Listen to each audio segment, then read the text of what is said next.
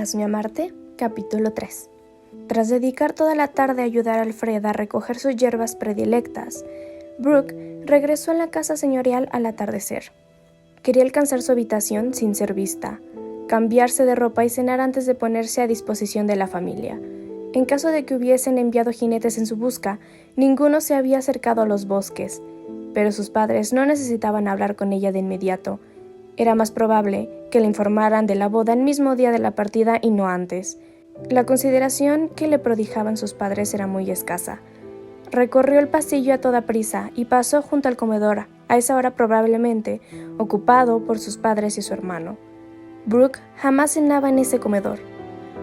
Le desagrada recordar que tú no eres un hijo varón, así que no se lo recordaremos con tu presencia. Albergaba un vago recuerdo de las palabras de su madre, pronunciadas cuando ella aún era una niña pequeña. Era uno de los escasos gestos bondadosos prodigiados por su madre que Brooke recordaba. Y no había tenido apetito si se hubiese visto obligada a comer con ellos. Le gustaba comer en la cocina con los criados. Allí reinaban las risas, las chanzas y la camaradería. Algunos habitantes de la casa sentían aprecio por ella y llorarían cuando se marchara, pero no su familia. Cuando comenzó a remontar la escalera, el tercer peldaño chirrió, y como en ese momento nadie estaba hablando en el comedor, oyeron el chirrido.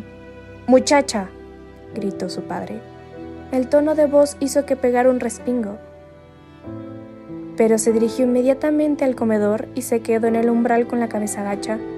Era una hija obediente, al menos ellos creían que lo era.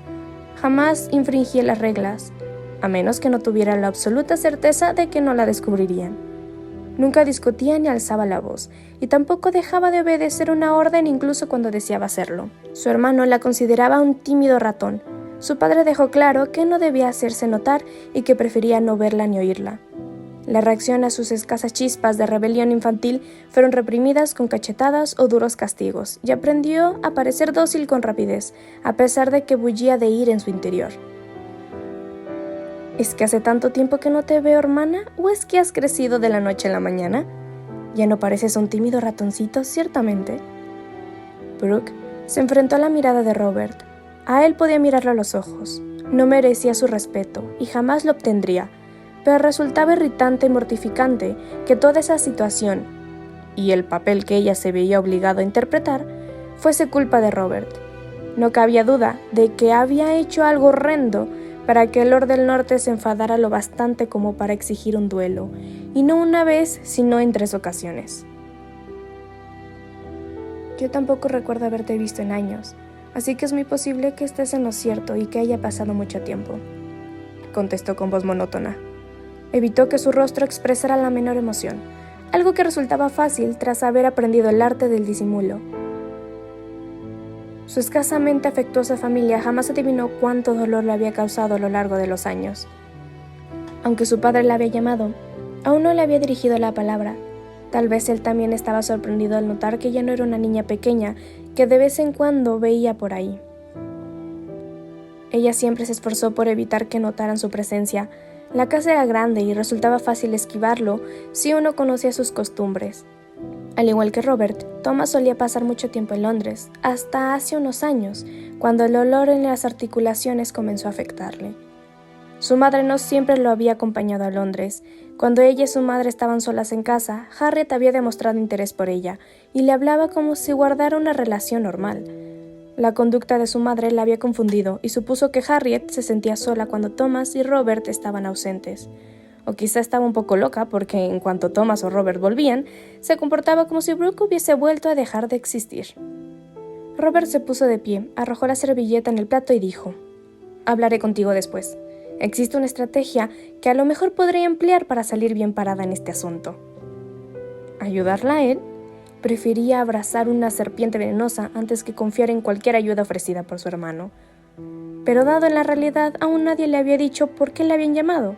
Brooke guardó silencio y esperó que le informaran del futuro que le aguardaba. Su madre empezó a hablar, explicándole todo aquello que Brooke ya sabía.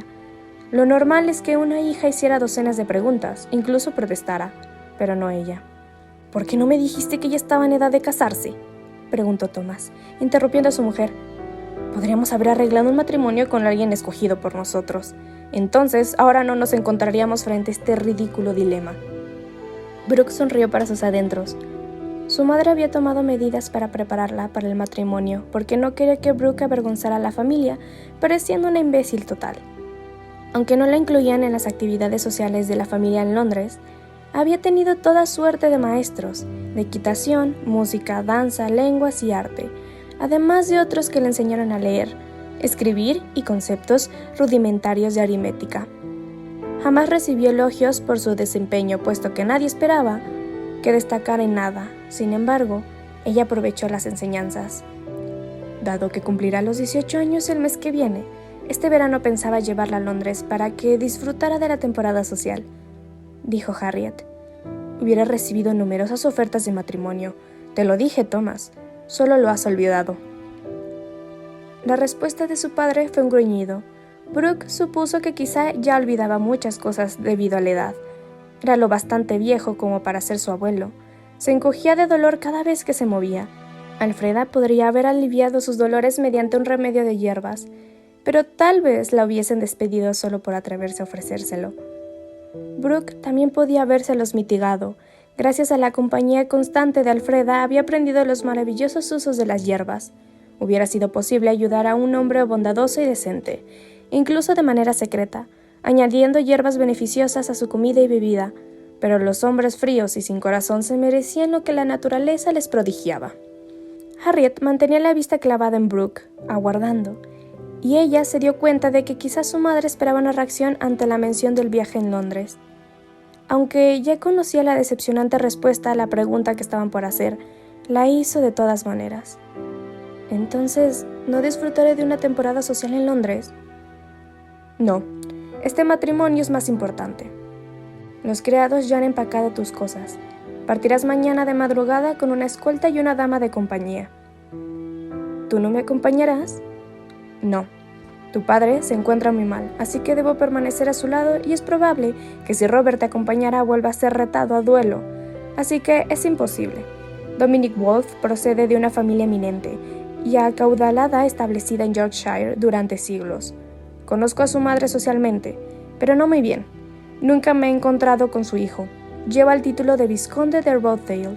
Por eso es cuanto sé acerca del individuo belicioso que, antes que la sociedad londinense, parece preferir las regiones agrestes de Yorkshire. Si te rechaza, tanto mejor, porque entonces el hacha caería sobre su cabeza, por así decir, y tú podrías regresar a casa y continuar con nuestra vida habitual. Pero tú no puedes rechazarlo a él.